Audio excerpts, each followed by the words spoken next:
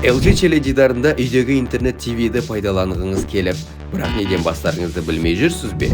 Көмектесеміз. Осы роликте тіркеу жазбасын қалай жасауды және қосымшаны қалай орнату керектігін айтамыз. Оны компьютерді немесе ноутбукте жасауға кеңес береміз. Солай тез, әрі ыңғайлы. Компьютерде браузерді ашып, роликтің сипаттамасында көрсетілген сілтемені сайтқа өтіңіз. Содан соң пайдалану шарттарымен танысып алыңыз. Барлық бапқа белгі қойып, ок пернесін басыңыз. Енді тіркеу үлгісін толтырыңыз. Қазіргі емейліңізді жазып, кілт сөз орнатыңыз. Ок пернесін басыңыз. Енді сізге бұған дейін көрсеткен емейліңізді растау керек. Ол үшін поштадағы LG-дан келген хатты ашып, растау пернесін басыңыз. Құттықтаймыз! Енді сізде LG тіркеу жазбасы бар. Енді теледидарда авторизациядан өтіңіз. Ол үшін теледидардың пультіндегі тегершік пернесін басып, баптауларды мәзірін ашыңыз. Ары қарай жалпы және тіркеу жазбасын басқару таңдаңыз.